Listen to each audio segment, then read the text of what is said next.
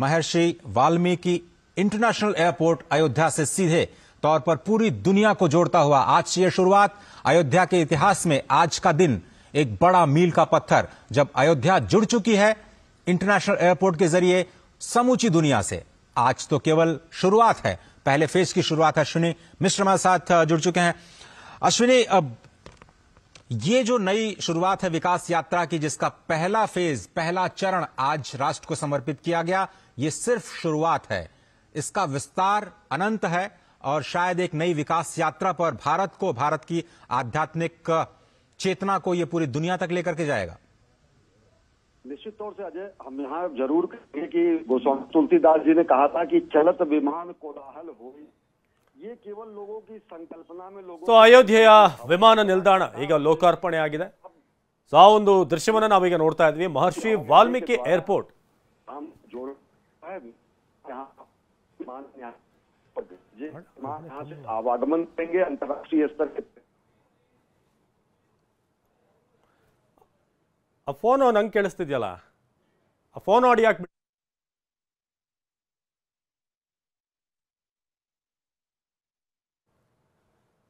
So ಮಹರ್ಷಿ ವಾಲ್ಮೀಕಿ ವಿಮಾನ ನಿಲ್ದಾಣ ಈಗ ಲೋಕಾರ್ಪಣೆ ಆಗಿದೆ. ಏರ್ಪೋರ್ಟ್ ಒಳಗೆ ಸ್ಥಳೀಯ ಕಲೆಗಳ ಅನಾವರಣ ಕೂಡ ಆಗಿರೋದು. ಇದು ವಿಕಾಸ ಯಾತ್ರೆಯ ಆರಂಭ ಅನ್ನೋದನ್ನು ಕೂಡ ನಾವು ಗಮನಿಸಬಹುದು.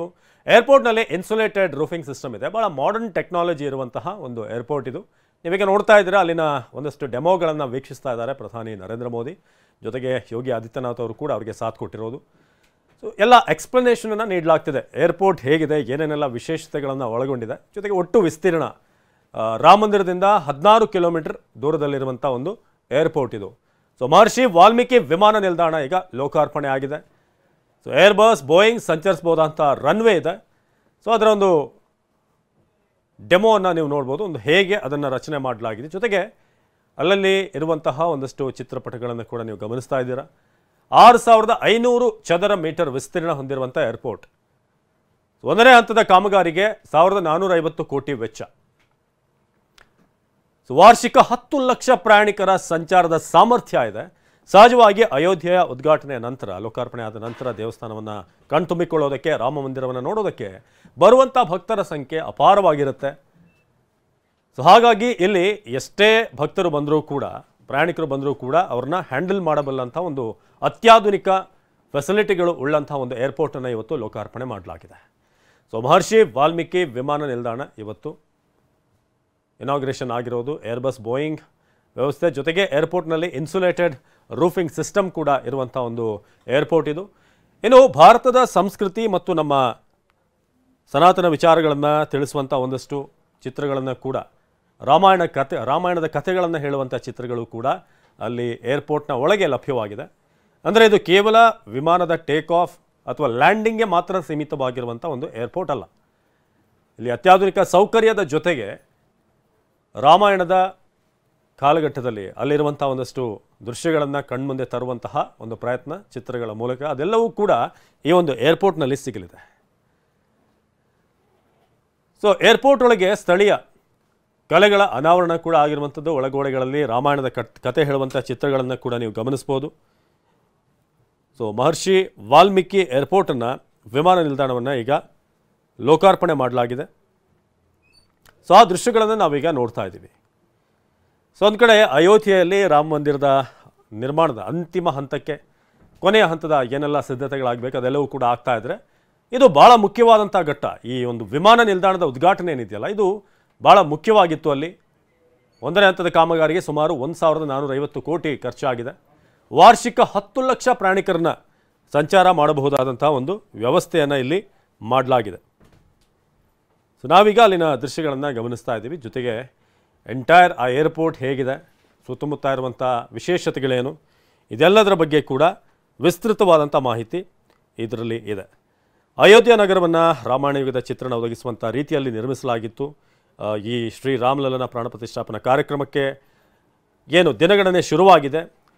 ಒಂದು ಕಡೆ ರೈಲ್ವೆ ನಿಲ್ದಾಣಕ್ಕೆ ಅಯೋಧ್ಯಾಧಾಮ ಜಂಕ್ಷನ್ ಅನ್ನೋ ಹೆಸರನ್ನು ಮರುನಾಮಕರಣ ಮಾಡಲಾಯಿತು, ಅದರ ಉದ್ಘಾಟನೆ ಕೂಡ ಆಗಿದೆ.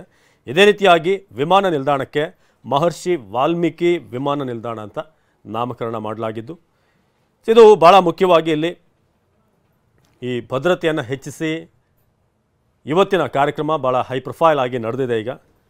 ಸೊ ಅಯೋಧ್ಯೆಯ ನೂತನ ಮಹರ್ಷಿ ವಾಲ್ಮೀಕಿ ಅಂತಾರಾಷ್ಟ್ರೀಯ ವಿಮಾನ ನಿಲ್ದಾಣಕ್ಕೆ ಸಂಬಂಧಪಟ್ಟಂತೆ ಹಲವಾರು ವಿಶೇಷತೆಗಳಿದೆ. 15 ಕಿಲೋಮೀಟರ್ ದೂರ ಇರೋದು, ಆಲ್ಮೋಸ್ಟ್ 15ರಿಂದ 16 ಕಿಲೋಮೀಟರ್ ಅಯೋಧ್ಯೆ ರಾಮ ಮಂದಿರಕ್ಕೆ. ಸೊ ಹಾಗೆ 6500 ಚದರ ಮೀಟರ್ ಇದ್ದು ವಾರ್ಷಿಕ 10 ಲಕ್ಷ ಯಾತ್ರಿಕರಿಗೆ ಅಲ್ಲಿ ಬರುವಂಥ ಒಂದು ಕೆಪಾಸಿಟಿ. ಜೊತೆಗೆ ಸೌರ ವಿದ್ಯುತ್ ಘಟಕ ಇರ್ಬೋದು, ನೀರಿನ ಕಾರಂಜಿಗಳು, ಇನ್ನು ಭಾಳ ಮುಖ್ಯವಾಗಿ ಈ ಮಳೆ ನೀರು ಕೊಯ್ಲು ಮಾಡುವಂಥ ಒಂದು ಸಂಗ್ರಹ ಮಾಡುವಂಥ ವ್ಯವಸ್ಥೆ, ಇದನ್ನು ಕೂಡ ಮಳೆ ನೀರು ವ್ಯರ್ಥವಾಗದಂತೆ ಅದನ್ನು ಕೊಯ್ಲು ಮಾಡುವಂಥದ್ದು ಇರ್ಬೋದು. ಜೊತೆಗೆ ಸುಸ್ಥಿರವಾದಂಥ ಸೌಲಭ್ಯಗಳು, ವಿಶೇಷ ಅನಿಸುವಂಥ ರೂಫ್ ಟಾಪ್, ಮೇಲ್ಛಾವಣಿ, LED ದೀಪಾಲಂಕಾರ, ಇನ್ನು 5 ಸ್ಟಾರ್ ರೇಟಿಂಗ್ನ ಅತ್ಯಾಧುನಿಕ 5 ಸ್ಟಾರ್ ರೇಟಿಂಗ್ನ ಸವಲತ್ತುಗಳನ್ನು ಕೂಡ ಈ ಒಂದು ಏರ್ಪೋರ್ಟ್ನಲ್ಲಿ ನಾವು ನೋಡ್ಬೋದು. ನಾವು ಬೇರೆ ಬೇರೆ ಫಾರಿನ್ ಕಂಟ್ರೀಸ್ಗೆ ಹೋದಾಗ ಒಂದಷ್ಟು ಏರ್ಪೋರ್ಟ್ಗಳನ್ನು ನೋಡಿ ತುಂಬ ಬೆರಗಾಗಿರ್ತೀವಿ ಹೇಗಿದೆ ಅಂತ. ಆದರೆ ನಮ್ಮಲ್ಲೂ ಕೂಡ ಉದಾಹರಣೆಗೆ ನಮ್ಮ ಬೆಂಗಳೂರಿನಲ್ಲಿರುವಂಥ ಟರ್ಮಿನಲ್ಗಳು ಕೂಡ ಅದ್ಭುತವಾಗಿವೆ.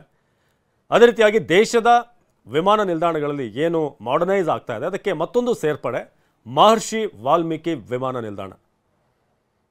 ಸೊ ಅಯೋಧ್ಯೆ ವಿಮಾನ ನಿಲ್ದಾಣದ ಗೋಡೆಯಲ್ಲಿ ರಾಮಾಯಣದ ಕಥಾ ಚಿತ್ರಗಳನ್ನು ಅಲ್ಲಿ ಬಿಡಿಸಲಾಗಿದೆ. ಈ ವಿಮಾನ ನಿಲ್ದಾಣದ ರನ್ವೇ A321 B737 ಮಾದರಿಯ ವಿಮಾನಗಳ ಕಾರ್ಯನಿರ್ವಹಣೆಗೆ ಹೇಳಿ ಮಾಡಿಸಿದಂತಿದೆ. ಇನ್ನು ಉದ್ಘಾಟನಾ ಸಂಚಾರವನ್ನು ದೆಹಲಿ ಏರ್ಪೋರ್ಟ್ನಿಂದ ಅಯೋಧ್ಯ ವಿಮಾನ ನಿಲ್ದಾಣಕ್ಕೆ ಇಂಡಿಗೋ ಅವರು ನಡೆಸ್ತಾರೆ, ಒಂದು ಉದ್ಘಾಟನಾ ಹಾರಾಟ. ಇನ್ನು ಇದರ ವಾಣಿಜ್ಯ ಸೇವೆ ಜನವರಿ 6ರಿಂದ ಶುರುವಾಗುತ್ತೆ. ಅಂದರೆ ಕಮರ್ಷಿಯಲಿ ಏನು ಯೂಸ್ ಮಾಡ್ಬೋದು, ಅದು ಜನವರಿ 6ನೇ ತಾರೀಕಿನಿಂದ ಆರಂಭ ಆಗುತ್ತೆ. ಸೊ ಇದು ಲೋಕಾರ್ಪಣೆಗೊಂಡಿರುವಂತಹ ಮಹರ್ಷಿ ವಾಲ್ಮೀಕಿ ವಿಮಾನ ನಿಲ್ದಾಣದ ವಿಶೇಷತೆಗಳನ್ನು ನಾವು ತಿಳಿಸ್ತಾ ಇದ್ವಿ. ಸರಿಯಾಗಿ ಈ ಲೋಕಾರ್ಪಣೆಗೂ ಮುಂಚೆ 7 ದಿನಗಳ ಮೊದಲು ಒಂದಷ್ಟು ಪ್ರಾಯೋಗಿಕ ಪರೀಕ್ಷೆಯನ್ನು ಕೂಡ ನಡೆಸಲಾಗಿತ್ತು. ಎಲ್ಲವೂ ಕೂಡ ಅಚ್ಚುಕಟ್ಟಾಗಿರುವ ಹಾಗೆ. ಇನ್ನು ಮೊದಲನೇ ಹಂತದಲ್ಲಿ 2200 ಚದರ ಮೀಟರ್ ರನ್ವೇ ನಿರ್ಮಾಣ ಆಗಿದೆ. ಮೊದಲ ಹಂತದಲ್ಲಿ ಮಾಡಿದಂಥ ಕಾಮಗಾರಿಯಲ್ಲಿ ಟರ್ಮಿನಲ್ ಕಟ್ಟಡ 65,000 ಚದರ ಅಡಿ ವಿಸ್ತೀರ್ಣ. ಇಲ್ಲಿ ಬೋಯಿಂಗ್ 737, ಏರ್ಬಸ್ 319, 320 ಹಾಗೂ ಇತರೆ ಸಣ್ಣ ವಿಮಾನ ಬಂದು ಇಳಿಯಬಹುದು. ಹಾರಾಟಕ್ಕೆ ರನ್ವೇಯನ್ನು ಬಳಸಬಹುದು. ಗಂಟೆಗೆ 2ರಿಂದ 3 ವಿಮಾನ ಹಾರಾಟಕ್ಕೆ ಅನುಕೂಲ ಕಲ್ಪಿಸಲಾಗಿದೆ. ನಮ್ಮ ದೆಹಲಿಯ ಪ್ರತಿನಿಧಿ ಹರೀಶ್ ಈಗ ಈ ವಿಮಾನ ನಿಲ್ದಾಣಕ್ಕೆ ಸಂಬಂಧಪಟ್ಟ ಹಾಗೆ ಅಥವಾ ಲೋಕಾರ್ಪಣೆಗೆ ಸಂಬಂಧಪಟ್ಟ ಹಾಗೆ ಹೆಚ್ಚಿನ ಮಾಹಿತಿಯನ್ನು ನೀಡ್ತಾರೆ ನೇರ ಸಂಪರ್ಕದಲ್ಲಿ. ಜೊತೆಗೆ ನಿರಂತರವಾಗಿ ಅಯೋಧ್ಯೆಯಿಂದ ಹರೀಶ್ ರಿಪೋರ್ಟನ್ನು ಕೂಡ ನೀಡ್ತಾ ಇದ್ದಾರೆ. ಹರೀಶ್, ನಾವು ಗಮನಿಸ್ತಾ ಇದ್ದೀವಿ ದೇಶ ವಿದೇಶಗಳಲ್ಲಿ ಅಥವಾ ನಾವು ಫಾರಿನ್ ಟ್ರಿಪ್ಗಳಿಗೆ ಹೋದಂಥ ಸಂದರ್ಭದಲ್ಲಿ ಅಲ್ಲಿನ ವಿಮಾನ ನಿಲ್ದಾಣಗಳನ್ನು ನೋಡಿ ನಾವು ಬೆರಗಾಗ್ತಾ ಇದ್ವಿ, ಒಂದು ಕಾಲ ಇತ್ತು. ಆದರೆ ಈಗ ನಮ್ಮಲ್ಲಿ ಪ್ರತಿಯೊಂದು ವಿಮಾನ ನಿಲ್ದಾಣ ಕೂಡ ಅಪ್ಗ್ರೇಡ್ ಆಗ್ತಾ ಇದೆ, ಹೊಸದಾಗಿ ಸೇರ್ಪಡೆ ಆಗ್ತಾ ಇವೆ. ಇದರ ಜೊತೆಗೆ ಇದು ಕೇವಲ ಟೇಕ್ ಆಫ್ ಲ್ಯಾಂಡಿಂಗ್ಗೆ ಮಾತ್ರ ಸೀಮಿತವಾಗಿರುವಂಥ ವಿಮಾನ ನಿಲ್ದಾಣ ಅಲ್ಲ, ಭಾರತದ ಸಂಸ್ಕೃತಿಯನ್ನು ಕೂಡ ಬಿಂಬಿಸುವಂಥ ರೀತಿಯಾಗಿ ಅವುಗಳ ವಿನ್ಯಾಸ ನಿರ್ಮಾಣ ಆಗ್ತಿದೆ. ಈ ಒಂದು ಲೋಕಾರ್ಪಣೆ ಹೇಗಿತ್ತು, ಏನೆಲ್ಲ ವಿಶೇಷತೆ ಇದೆ ಹರೀಶ್? ಅವಿನಾಶ್, ಪ್ರಧಾನಿ ನರೇಂದ್ರ ಮೋದಿ ಅವರು ರೈಲ್ವೆ ನಿಲ್ದಾಣವನ್ನು ಉದ್ಘಾಟನೆಯನ್ನ ಮಾಡಿ ಈಗ ವಿಮಾನ ನಿಲ್ದಾಣದ ಕಡೆಗೆ ತೆರಳಿದ್ದಾರೆ. ಅಲ್ಲಿ ವಿಮಾನ ನಿಲ್ದಾಣವನ್ನು ಕೂಡ ಉದ್ಘಾಟನೆಯನ್ನ ಮಾಡಿದ್ದಾರೆ. ಅಯೋಧ್ಯ ವಿಮಾನ ನಿಲ್ದಾಣ ಅಂತಂದ್ರೆ ಅದು ಸಾಮಾನ್ಯವಾದ ವಿಮಾನ ನಿಲ್ದಾಣವಲ್ಲ. ಮತ್ತೆ ದೇಶದ ಬೇರೆ ಬೇರೆ ನಗರಗಳಲ್ಲಿ ಇರ್ತಕ್ಕಂತಹ ವಿಮಾನ ನಿಲ್ದಾಣಗಳ ಶೈಲಿಯಲ್ಲಿಲ್ಲ. ಇದು ಅಯೋಧ್ಯೆಯ ರಾಮ ಮಂದಿರವನ್ನೇ ಹೋಲುವಂತಹ ಒಂದು ವಿಮಾನ ನಿಲ್ದಾಣ ಅಂತ ಹೇಳ್ಬೋದು. ಮತ್ತೆ ಅಯೋಧ್ಯೆಯ ರಾಮ ಮಂದಿರ ನಿರ್ಮಾಣಕ್ಕೆ ಬಳಸಿರ್ತಕ್ಕಂತಹ ಕಲ್ಲುಗಳನ್ನೇ ಈ ಒಂದು ವಿಮಾನ ನಿಲ್ದಾಣ ನಿರ್ಮಾಣಕ್ಕೂ ಕೂಡ ಬಳಸಲಾಗಿದೆ. ರಾಜಸ್ಥಾನದಿಂದ ಬನ್ಸಿ ಪಹಾಡಿಂದ ತಂದಿರತಕ್ಕಂತಹ ಪಿಂಕ್ ಕಲ್ಲುಗಳನ್ನೇ ಬಳಸಲಾಗಿದೆ. ಮುಖ್ಯವಾಗಿ ರೈಲ್ವೆ ನಿಲ್ದಾಣಕ್ಕೂ ಕೂಡ ಇದೇ ರೀತಿಯಾದಂತಹ ಕಲ್ಲನ್ನ ಬಳಸಲಾಗಿದೆ. ಅಂದ್ರೆ ಅದೊಂದು ರೀತಿಯ ದೈವಿಕ ಕಳೆಯ ಟಚ್ ಬರಬೇಕು ಅನ್ನುವಂತಹ ನಿಟ್ಟಿನಲ್ಲಿ ಈ ರೀತಿಯಾದಂತಹ ಒಂದು ಕಲ್ಲನ್ನು ಬಳಸಿರ್ತಕ್ಕಂಥದ್ದು. ಮತ್ತೆ ರೈಲ್ವೆ ನಿಲ್ದಾಣವನ್ನ ಅಥವಾ ವಿಮಾನ ನಿಲ್ದಾಣವನ್ನ ನೋಡಿದ್ರೆ ಅದೊಂದು ರೀತಿಯ ರಾಮ ಮಂದಿರದ ರೀತಿಯಲ್ಲೇ ವಿನ್ಯಾಸವನ್ನ ಮಾಡಲಾಗಿದೆ. ಅಯೋಧ್ಯೆಗೆ ನೇರವಾಗಿ ವಿಮಾನದಿಂದ ಬರಲಿಕ್ಕೆ ಯಾವುದೇ ರೀತಿಯಾದಂತಹ ವ್ಯವಸ್ಥೆ ಇರಲಿಲ್ಲ. ಅಯೋಧ್ಯೆಯಲ್ಲಿ ಏರ್ಪೋರ್ಟ್ ಇರಲಿಲ್ಲ. ಯಾವಾಗ ಅಯೋಧ್ಯೆಯಲ್ಲಿ ರಾಮ ಮಂದಿರ ನಿರ್ಮಾಣ ಮಾಡಲಿಕ್ಕೆ ಸುಪ್ರೀಂ ಕೋರ್ಟ್ ಒಂದು ಸೂಚನೆಯನ್ನ ಕೊಟ್ಟು ಟ್ರಸ್ಟ್ ಒಂದು ಸಂಘಟನೆಯನ್ನ ಮಾಡಲಾಯಿತು. ಆ ನಂತರ ಅಯೋಧ್ಯೆಯಲ್ಲಿ ಅಭಿವೃದ್ಧಿ ಚಟುವಟಿಕೆಗಳು ಗರಿಗೆದರಿದ್ವು. ಅಯೋಧ್ಯೆಯಲ್ಲಿ ಏರ್ಪೋರ್ಟ್ ಕೂಡ ಆಯಿತು. ಮತ್ತೆ ಒಂದು ಹೊಸ ರೈಲ್ವೆ ನಿಲ್ದಾಣ ಕೂಡ ಆಗಿರುವಂತಹದ್ದು. ಇಲ್ಲಿಗ ಏರ್ಪೋರ್ಟ್ ಅಯೋಧ್ಯೆಗೆ ಬರಬೇಕು ಅಂತಂದ್ರೆ ಲಕ್ನೋ ತನಕ ವಿಮಾನದಲ್ಲಿ ಬಂದು ಆಮೇಲೆ ರಸ್ತೆ ಮಾರ್ಗದ ಮೂಲಕ ಅಥವಾ ರೈಲ್ವೆ ಮಾರ್ಗದ ಮೂಲಕ ಅಯೋಧ್ಯೆಗೆ ಬರಬೇಕಾಗಿತ್ತು. ಆದರೆ ಈಗ ಅಯೋಧ್ಯೆಯಲ್ಲೇ ಏರ್ಪೋರ್ಟ್ ಆಗಿದೆ. ಅಯೋಧ್ಯೆಗೆ ಬರ್ತಕ್ಕಂತಹ ಭಕ್ತರಿಗಾಗಿರ್ಬೋದು, ಯಾತ್ರಿಕರಾಗಿರ್ಬೋದು, ಇನ್ನಷ್ಟು ಸುಲಭವಾಗಿದೆ ಅಯೋಧ್ಯೆಗೆ ಬರುವಂತಹದ್ದು. ದೇಶದ ವಿವಿಧ ನಗರಗಳಿಂದ ಒಂದೇ ದಿವಸದಲ್ಲಿ ಬಂದು ಅಯೋಧ್ಯೆಯಲ್ಲಿ ರಾಮಲಲ್ಲನ ದರ್ಶನವನ್ನು ಪಡೆದು ನಂತರ ಅಂದೇ ವಾಪಸ್ ಹೋಗುವಂತಹ ವ್ಯವಸ್ಥೆ ಅಂದ್ರೆ ಇನ್ನಷ್ಟು ಈಸಿ ಆಗಿದೆ. ಅಂದ್ರೆ ಬೇರೆ ಬೇರೆ ನಗರಗಳಿಂದ ಯಾತ್ರಿಕರು ಬರಲಿಕ್ಕೆ ಬಹಳಷ್ಟು ಅನುಕೂಲ ಆಗಿದೆ.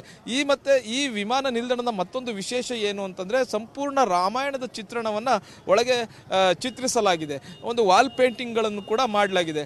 ರಾಮ ಹುಟ್ಟಿನಿಂದ ಹಿಡಿದು ಅಧಿಕಾರಕ್ಕೆ ಏರಿದ್ದು, ನಂತರ ವನವಾಸಕ್ಕೆ ತೆರಳಿದ್ದು ಎಲ್ಲವನ್ನು ಕೂಡ ಅಲ್ಲಿ ಪೇಂಟಿಂಗ್ ಮೂಲಕ ಚಿತ್ರವನ್ನು ಬಿಡಿಸಲಾಗಿದೆ. ಒಂದು ರೀತಿಯಾಗಿ ಇಡೀ ಅಯೋಧ್ಯೆಯ ಚಿತ್ರಣವನ್ನ ಅಲ್ಲಿ ಕಟ್ಟಿಕೊಡಲಾಗಿದೆ. ಒಂದು ರಾಮಾಯಣದ ಚಿತ್ರಣ ಒಂದು ಆ ಏರ್ಪೋರ್ಟ್ ನಲ್ಲಿ ಒಳಗೆ ಸಿಗುತ್ತೆ. ಮತ್ತೆ ಅತ್ಯಾಧುನಿಕವಾದಂತಹ ಸವಲತ್ತುಗಳನ್ನ ಈ ಏರ್ಪೋರ್ಟ್ ಹೊಂದಿದೆ. ಮುಖ್ಯವಾಗಿ 3 ಕನ್ವೇಯರ್ ಬೆಲ್ಟ್ಗಳಿದೆ. ಅದರ ಜೊತೆಗೆ ಚೆಕ್ ಇನ್ ಪಾಯಿಂಟ್ಗಳು ಕೂಡ ಬಹಳಷ್ಟು ವಿಶೇಷವಾಗಿರ್ತಕ್ಕಂಥದ್ದು. ಇನ್ನೇನು ಕೆಲವೇ ದಿನಗಳಲ್ಲಿ ಬೇರೆ ಬೇರೆ ನಗರಗಳಿಂದ ವಿಮಾನಗಳ ಹಾರಾಟ ಶುರುವಾಗುತ್ತೆ. ಜನವರಿ 22ರಂದು ಅಯೋಧ್ಯೆಯಲ್ಲಿ ರಾಮ ಮಂದಿರ ಉದ್ಘಾಟನೆ ಆಗಿದೆ. ಆ ರಾಮ ಮಂದಿರ ಉದ್ಘಾಟನೆಗೆ ದೇಶಾದ್ಯಂತ ಇರತಕ್ಕಂಥ ಸಾಧು ಸಂತರುಗಳು, ಪ್ರಮುಖ ಮಠಾಧೀಶರುಗಳು ಬರ್ತಾರೆ. ಅದ್ರ ಜೊತೆಗೆ ದೊಡ್ಡ ದೊಡ್ಡ ಬಿಸ್ನೆಸ್ ಮ್ಯಾನ್ಗಳು, ರಾಜಕೀಯ ವ್ಯಕ್ತಿಗಳು, ಅದ್ರ ಜೊತೆಗೆ ನಟ ನಟಿಯರು ಕೂಡ ಬರ್ತಾ ಇದ್ದಾರೆ. ಇಂತಹ ಸಂದರ್ಭದಲ್ಲಿ ಅವರೆಲ್ಲರೂ ಕೂಡ ರಸ್ತೆ ಮಾರ್ಗದ ಮೂಲಕ ಬರೋದಕ್ಕೆ ಕಷ್ಟ ಆಗುತ್ತೆ. ಅವರು ವಿಮಾನದ ಮೂಲಕವೇ ಅವರು ಈ ಒಂದು ಏರ್ಪೋರ್ಟ್ ಅನ್ನ ಬಳಸ್ಕೊಳ್ತಾರೆ ಅನ್ನುವಂತಹದ್ದು. ವಿಮಾನದ ಮೂಲಕವೇ ಬರ್ತಾರೆ ಅವರು. ವಿಮಾನ ಪ್ರಯಾಣದ ಮೂಲಕವೇ ಈ ಏರ್ಪೋರ್ಟ್ ಅನ್ನ ಬಳಸ್ಕೊಳ್ತಾರೆ. ಮುಖ್ಯವಾಗಿ ರಾಮ ಮಂದಿರ ಉದ್ಘಾಟನೆಗೂ ಮುಂಚೆಯೇ ಈ ಒಂದು ಏರ್ಪೋರ್ಟ್ ಸಿದ್ಧ ಆಗಬೇಕು ಅನ್ನುವಂಥದ್ದು ಮೋದಿ ಸರ್ಕಾರದ ಕನಸಾಗಿತ್ತು. ಅದು ಕನಸು ಈಗ ನನಸಾಗಿರುವಂತಹದ್ದು. ಈಗ ಜನವರಿ 22ಕ್ಕೆ ಅಯೋಧ್ಯೆಗೆ ಯಾರ್ಯಾರು ಅತಿಥಿಗಳು ಬರ್ತಿದ್ದಾರೆ, ವಿವಿಐಪಿ ಗೆಸ್ಟ್ಗಳು ಯಾರ್ಯಾರು ಬರ್ತಾರೆ ಅವ್ರಿಗೆಲ್ರಿಗೂ ಕೂಡ ಈ ವಿಮಾನ ನಿಲ್ದಾಣದ ಮೂಲಕ ಅವ್ರು ಬರಲಿಕ್ಕೆ ಸಾಧ್ಯ ಆಗುತ್ತೆ.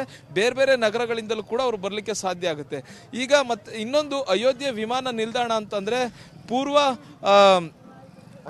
ಉತ್ತರ ಪ್ರದೇಶ ಏನಿದೆ, ಪೂರ್ವ ಉತ್ತರ ಪ್ರದೇಶದ ಬಹುತೇಕ ಜಿಲ್ಲೆಗಳಿಗೆ ಇದು ಸಹಾಯಕ ಆಗಲಿದೆ. ಅವಧ್ ಪ್ರದೇಶ ಅಂತ ಏನು ಕರಿತೀವಿ, ಈ ಅವಧ್ ಪ್ರದೇಶದಲ್ಲಿ ಒಂದು ಹತ್ತಿರದ ಏರ್ಪೋರ್ಟ್ ಇರಲಿಲ್ಲ. ಇದನ್ನ ಈ ಒಂದು ವಿಮಾನ ನಿಲ್ದಾಣವನ್ನ ಬಳಸ್ಕೊಂಡು ಈ ಸುತ್ತಮುತ್ತ ಜಿಲ್ಲೆಗಳಿಗೂ ಕೂಡ ಪ್ರಯಾಣಿಕರು ಕನೆಕ್ಟ್ ಮಾಡ್ಕೊಳ್ಳಿಕ್ಕೆ ಇದು ಬಹಳಷ್ಟು ಸಹಕಾರಿಯಾಗುತ್ತೆ. ಲಕ್ನೋ ಬಿಟ್ರೆ ತುಂಬಾ ಹತ್ತಿರದಲ್ಲಿ ಇರ್ತಕ್ಕಂಥದ್ದು ಈಗ ಅಯೋಧ್ಯೆ ಏರ್ಪೋರ್ಟ್ ಆಗುತ್ತೆ. ಇಲ್ಲಿನ ಸುತ್ತಮುತ್ತ ಜಿಲ್ಲೆಗಳಿಗೂ ಕೂಡ ಇದು ಸಹಕಾರಿಯಾಗುತ್ತೆ. ಮುಖ್ಯವಾಗಿ ಏರ್ಪೋರ್ಟ್ ಒಂದು ಅಯೋಧ್ಯೆಗೆ ಈಗ ಬಂದಿದೆ ಅಂತಂದ್ರೆ ಮುಖ್ಯವಾಗಿ ಇಲ್ಲಿನ ಆರ್ಥಿಕ ಚಟುವಟಿಕೆಗಳು ಕೂಡ ಗರಿಗೆದರುತ್ತೆ. ಒಂದು ಕಡೆ ಇಡೀ ಅಯೋಧ್ಯೆಯ ನಗರ ಬದಲಾಗ್ತಾ ಇದ್ರೆ, ಇನ್ನೊಂದು ಕಡೆ ಏರ್ಪೋರ್ಟ್ ಕೂಡ ಅಚ್ಚುಕಟ್ಟಾಗಿ ಈಗ ಮಾಡಿರ್ತಕ್ಕಂಥದ್ದು. ಮತ್ತೆ ಇನ್ನು ಕೆಲವೇ ದಿವಸಗಳಲ್ಲಿ ಇದು ಅಂತಾರಾಷ್ಟ್ರೀಯ ವಿಮಾನ ನಿಲ್ದಾಣವಾಗಿ ಕೂಡ ಬದಲಾಗುತ್ತೆ. ವಿದೇಶಗಳಲ್ಲಿ ಇರ್ತಕ್ಕಂತಹ ರಾಮ ಭಕ್ತರು ಅಯೋಧ್ಯೆಗೆ ಬಂದು ರಾಮಲಲ್ಲನ ದರ್ಶನವನ್ನ ಪಡಿಬಹುದಾಗಿದೆ. ಅವಿನಾಶ್. ಧನ್ಯವಾದ ಹರೀಶ್. ಈಗ ವೇದಿಕೆಯ ಕಾರ್ಯಕ್ರಮ ಆರಂಭ ಆಗಿದೆ. ನಿಮಗೆ ನೋಡ್ತಾ ಇದ್ದಾರೆ ಪ್ರಧಾನಿ ನರೇಂದ್ರ ಮೋದಿ ಹಾಗೆ ಅಲ್ಲಿನ ಮುಖ್ಯಮಂತ್ರಿ ಯೋಗಿ ಆದಿತ್ಯನಾಥ್ ಇಬ್ಬರೂ ಕೂಡ ಆಸೀನರಾಗಿರುವಂತಹ ದೃಶ್ಯವನ್ನು. ಸೊ ಮಹರ್ಷಿ ವಾಲ್ಮೀಕಿ ವಿಮಾನ ನಿಲ್ದಾಣ ಉದ್ಘಾಟನೆಯ ನಂತರ ಈಗ ವೇದಿಕೆ ಕಾರ್ಯಕ್ರಮಕ್ಕೆ ಕ್ಷಣಗಣನೆ ಶುರುವಾಗಿದೆ. ಈಗಾಗಲೇ ಬಂದು ವೇದಿಕೆಯಲ್ಲಿ ಆಸೀನರಾಗಿದ್ದಾರೆ. ಇನ್ನೇನು ಕೆಲವೇ ಹೊತ್ತಲ್ಲಿ ಪ್ರಧಾನಿಯವರ ಮಾತನ್ನು ಕೂಡ ನಾವು ಕೇಳಬಹುದು. ಭಾಳ ವಿಶೇಷ ಅಂತಂದರೆ ಲಕ್ನೋ ನಂತರ UPಯಲ್ಲಿ ಬಂದಿರುವಂಥ ಭಾಳ ಮೇಜರ್ ಆದಂಥ ಒಂದು ವಿಮಾನ ನಿಲ್ದಾಣ ಇದು. ಈಗ ಸ್ಮರಣಿಕೆಯನ್ನು ನೀಡಲಾಗ್ತಾ ಇದೆ ಪ್ರಧಾನಿ ಮೋದಿ ಅವರಿಗೆ. ಸೊ ಮಹರ್ಷಿ ವಾಲ್ಮೀಕಿ ವಿಮಾನ ನಿಲ್ದಾಣದ ಉದ್ಘಾಟನೆ ಆದ ನಂತರ ಈಗ ವೇದಿಕೆಯ ಕಾರ್ಯಕ್ರಮ ನೇರ ದೃಶ್ಯವನ್ನು ನೋಡ್ತಾ ಇದ್ದೀವಿ. मंच पर आसीन है माननीय रेल मंत्री भारत सरकार श्री अश्विनी वैष्णव जी. हम उनसे अनुरोध करेंगे कि अपने स्वागत करें.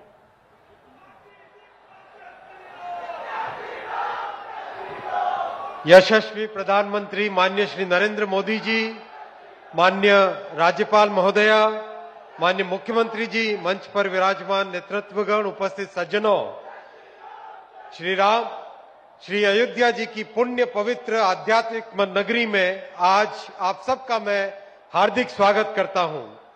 प्रभु श्री राम की असीम कृपा और आदरणीय प्रधानमंत्री श्री नरेंद्र मोदी जी के विजन के कारण आज अयोध्या विश्व भर में चर्चा के केंद्र में है. 22 जनवरी को प्रभु श्री राम जी की प्राण प्रतिष्ठा के अभूतपूर्व और ऐतिहासिक अवसर से पहले आज की तिथि भी अयोध्या जी के विकास की दृष्टि से बेहद महत्वपूर्ण है। प्रभु श्री राम जी से जुड़े कार्यों को आदरणीय प्रधानमंत्री जी हमेशा श्रद्धा, विश्वास और भक्ति भाव के साथ तेज गति से आगे बढ़ाते हैं। तो ವೇದಿಕೆಯ ಕಾರ್ಯಕ್ರಮ ಈಗ ಆರಂಭ ಆಗಿದೆ। ಮಹರ್ಷಿ ವಾಲ್ಮೀಕಿ ವಿಮಾನ ನಿಲ್ದಾಣ ಉದ್ಘಾಟನೆಯ ನಂತರ दिखाई दे रहा है। हम सभी का सौभाग्य है कि आज माननीय प्रधानमंत्री जी के विजन के अनुरूप पुनर्विकसित अयोध्या धाम स्टेशन का उद्घाटन उनके कर कमलों द्वारा किया गया। अयोध्या धाम स्टेशन के डिजाइन में अयोध्या की संस्कृति की झलक है और एक आधुनिकता भी है। और आज साथ ही साथ वंदे भारत ट्रेनों की श्रृंखला में 6 नई वंदे भारत ट्रेन आज माननीय प्रधानमंत्री जी ने आरंभ की है। आज दिल्ली से अयोध्या की पवित्र नगरी वंदे भारत से जुड़ गई है। साथ ही साथ आज आधुनिक तकनीक की बनी पुश पुल टेक्नोलॉजी पर आधारित 2 अमृत भारत ट्रेन भी माननीय प्रधानमंत्री जी ने आरंभ की है। और माता सीता की नगरी से प्रभु श्री राम की नगरी अमृत भारत ट्रेन से आज जुड़ गई है।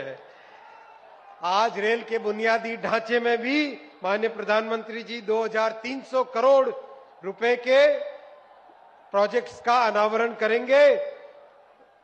सज्जनों, साथियों, मैं केवल एक विषय रखूंगा। 2009 से 2014 तक उत्तर प्रदेश के लिए रेलवे का बजट मात्र 1109 करोड़ होता था। इतना बड़ा प्रदेश, इतना महत्वपूर्ण प्रदेश, और आज प्रधानमंत्री श्री नरेंद्र मोदी जी उत्तर प्रदेश को रेलवे के लिए देते हैं 17,000 करोड़ रुपए। और उसका परिणाम है उत्तर प्रदेश में एक रेलवे प्रोजेक्ट में इतनी गति आई है। प्रधानमंत्री जी स्वयं बारीकी से एक प्रोजेक्ट को फॉलो अप करते हैं। आज उत्तर प्रदेश 100% इलेक्ट्रीफाई हो गया है रेलवे में, और इसके कारण नई सर्विसेज आरंभ हो पा रही है। विकास के इस नए दौर में आप सबका हार्दिक स्वागत है। एक बार फिर अयोध्या जी की इस पवित्र भूमि को नमन करता हूं। बहुत बहुत धन्यवाद। धन्यवाद माननीय। ये नई अयोध्या है जो विकास की ऊंची उड़ान भरने के लिए तैयार है। इसमें अपना बहुमूल्य योगदान दे रहे हैं। ಸೊ ಏರ್ಪೋರ್ಟ್ನ ಲೋಕಾರ್ಪಣೆಯ ನಂತರ ಈಗ ವೇದಿಕೆಯ ಕಾರ್ಯಕ್ರಮ ಆರಂಭ ಆಗಿದೆ। ಬಹಳ ದಿನಗಳ ಕನಸಿದು ಅಯೋಧ್ಯೆಯ ರಾಮ ಮಂದಿರದ ಉದ್ಘಾಟನೆಗೂ ಮುನ್ನ ವಿಮಾನ ನಿಲ್ದಾಣ ಲೋಕಾರ್ಪಣೆ ಆಗಬೇಕು ಅನ್ನೋದು। ಸೊ ಅದು ಏನು ಪ್ಲಾನ್ ಅನ್ನು ಹಾಕಲಾಗಿತ್ತು ಅದರ ಪ್ರಕಾರವೇ ಈಗ ನೆರವೇರಿದೆ।